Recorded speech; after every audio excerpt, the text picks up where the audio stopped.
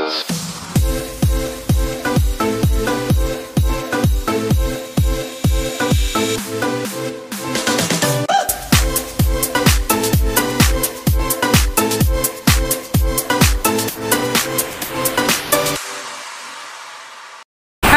mga kasari! Hi mga idol! Welcome back to my channel. It's me again, Ate Gina's Vlog, Mitcha Plus Sari-Sari Store. Maulan na hapon mga kasari, no? Time check tayo ay 5:20 na ng hapon at may isa pa akong delivery na hindi pa dumating dahil umulan guys. Ewan ko kung ma-deliver pa yun dahil umuulan nga, no? Kanina pa ako nag-follow up dahil ano pa yun siya, umaga pa ako nag-send ng order sa kanila and then hanggang ngayon ay hindi pa dumating, no? Naabutan na lang ng ulan. Ma-deliver pa nila yung aking order na dressed chicken. Yun yung, ano guys, may chicken feet, marami na naghahanap dito and then malakas ang ulan guys, medyo mahina at matumal ang ating paninda ngayong araw ng Monday. No, kahapon guys, nagkapag-unwind kami dahil nag-visit kami sa aming mga apo sa Tagum City, no? Sa aking anak doon. Sila lang ni Sweet ang naiwan dito kahapon. Basa na, day? Maulagi yung aking mga mga kasari, yung aking mga crayon bra sa labas, no? Kinuha ni Sweet dahil malakas na talaga ang ulan. So, maraming guys ngayon, maraming kaganapan dahil halos magsabay na dumating yung aking Virginia hotdog, yung aking delivery ng pork carcass at nakakuha din ako ng 2 case na San Miguel Beer, yung Red Horse dahil yung aking stock na bote dito ay 2 case lang guys, pangdagdag ko lang sa aking sari-sari store doon sa bahay, no? Maswerteng pumunta dito ang ahente ng San Miguel Beer dahil ang aming schedule dito ay Thursday. So, nakakuha lang ako ng 2 case. Cash out ngayon guys, medyo malaki-laki dahil malaki ang aking binayaran sa Virginia hotdog, no? And then, marami pang kulang. So, nabayaran natin kanina ay 9,460. At yung aking carcass ay 8,600. And then, yung aking order na hinihintay pa hanggang ngayon, 10,000 plus yun guys, yung aking dressed chicken dahil nag-order ako ng 2 bag na chicken feet, tag 15 kilos ang isang bag noon guys. And then, 20 kilos breast at saka wings and drumstick at saka nagdagdag din ako ng mga nuggets pero hindi pa dumating. Ewan ko kung i-deliver pa ba nila dahil alas 6 hindi pa siya dumating and then umuulan. Tingnan lang natin kung ma-deliver ba ngayong araw na ito. So thank you guys for watching my vlog. Sa lahat ng mga nanonood ng aking mga video, thank you so much. At sa lahat ng mga bagong kaibigan ni Ate Gina's Vlog, Mitcha Plus Sari-Sari Store, thank you so much. At aasahan ninyo mga friend na ako ay babalik din sa inyo, no? Minsan medyo matagalan dahil busy talaga ako, lalo na ngayon na hinahabol ko ang December 1. Kailangang matapos ko nang malagyan ng handle at yung sa bottom niya dahil December 1 kailangang maka-display na ako dyan sa guys, labas dahil pag December 1 di ba mag-umpisa na yung mga party sa mga empleyado at sa eskwelahan. So yun lang guys ang aking mga kaganapan sa araw na ito. Thank you so much and see you in my next vlog. Bye!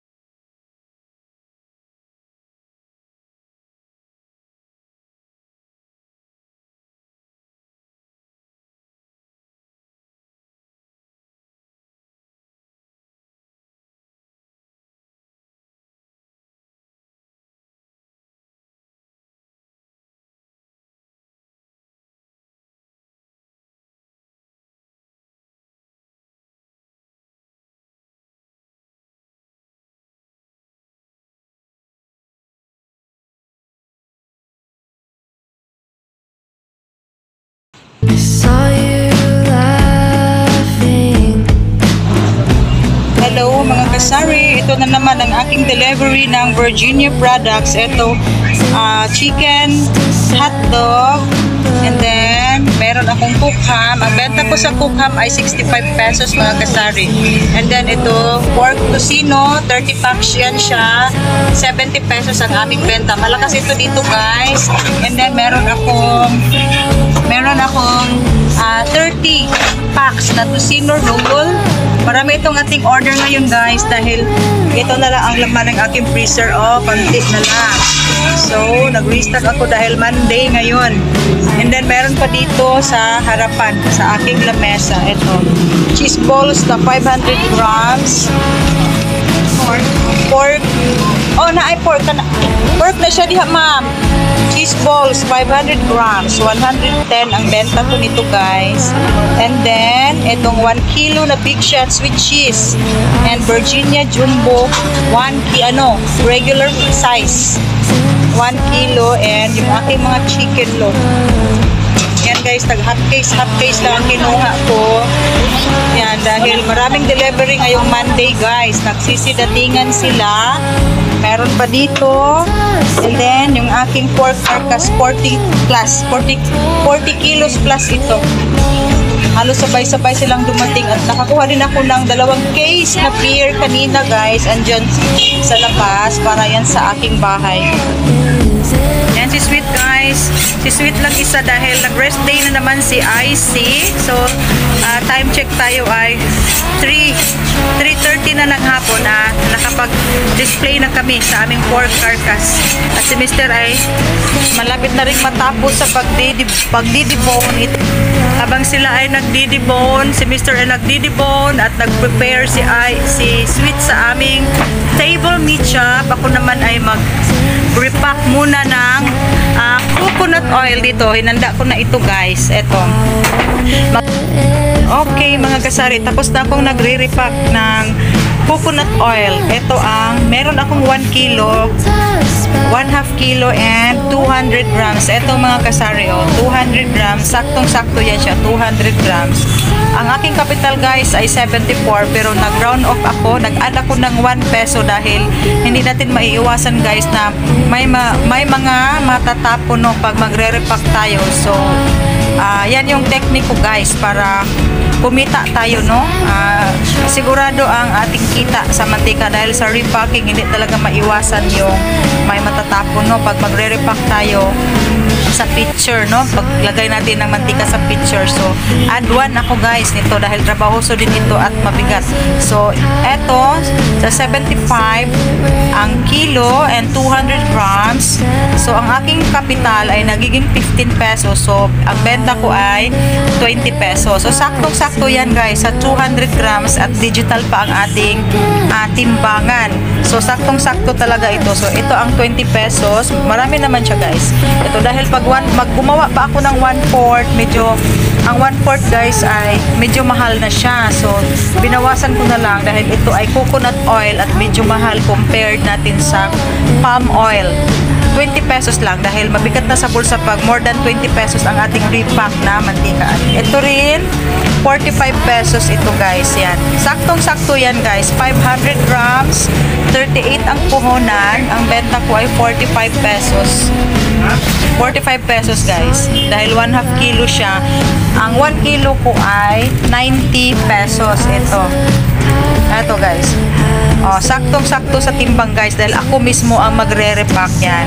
75. Ang benta ko ay 90. So, add tayo ng 20% sa 75 ay 90 pesos na.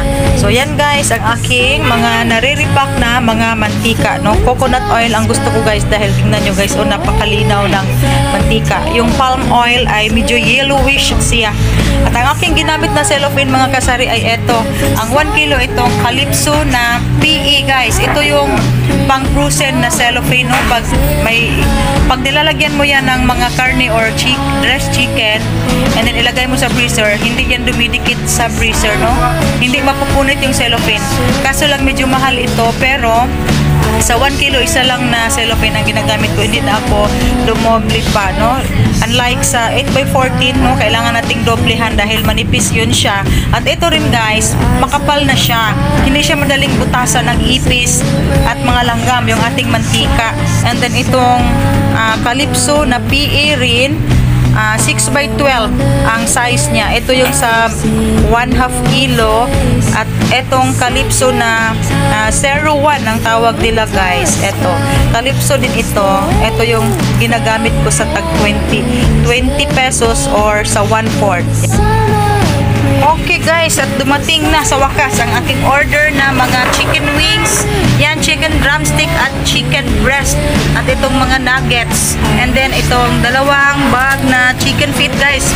Kanina pa maraming naghahanap, at yung order ko na isang bag na chicken liver dahil si Sir Butch sa Magnolia ay bukas pa siya mag-deliver sa akin. So nag-order ako sa kanila ng 10 packs, no? So tag 1 kilo ang isang pack, so 10 kilo sana, pero ano lang, napang na yun guys, may bumili ng sweet chili sauce, yan yung sa bote ang kinuha niya. Eto guys, et ang mabenta, sana pang eto mas mabenta ang chicken nuggets, pero yung 230 grams. Eto 200 grams lang pala ito guys. Malaki ang pack niya, Crazy Cat Nuggets. 98 ang puhunan ko niyan guys. Ito guys ang aking 10 kilos na chicken breast na half lang siya guys. Ito dahil yung whole, hindi na ako nag-order ng whole breast, no? Dahil medyo mahal na yun siya. Ito ang whole na chicken breast ay hinati nila. 170 per kilo ang benta nila doon, yung aking kapital. 10 kilos din yan siya guys. At nag-order ako ng 20 packs nito dahil wala yung sulit pack na nuggets na maliit lang. Ang benta ko noon ay 60 pesos, pero walang stock. Ang kinuha ko ay itong medyo malaki. So ito guys, 98 pesos ang ating kapital. Ang benta ko ay 115. Ito 40 pesos ang kapital ko nito. 20 packs ito guys. Ang benta ko ay 55. Yan. 2 4 6 8 10. Actual checking ito mga kasari. 10 12 14 16 18 20. So tama, 20 kapak. And dalawang chicken feet. Ito yung last order ko na alas 6 na dumating. Kawawa yung rider guys dahil basang-basa sa ulan. And then yung aking 4 kilos lang na chicken liver. Dahil yung aking order kay Sir Butch ay bukas pa. Oh yeah, nag-vlog ako na ulanan. And ever, nandito na naman ang aking Suki Forever. Anong binili ni Bumili si Suki ng di na maka-high blood Suki? Sige lang ni si Suki Carding baboy. Maka-high blood Suki kay kanang gulay. Na magsige gulay. Si Suki guys, ito guys, 1994 ko pa itong Suki guys. 1994 until now, almost 30 years. Si Suki Forever. Na ako mineral water. Salamat, at tumila na ang ulan mga kasari. So may customer na marami ng customer sa labas. May customer na tayo. Okay.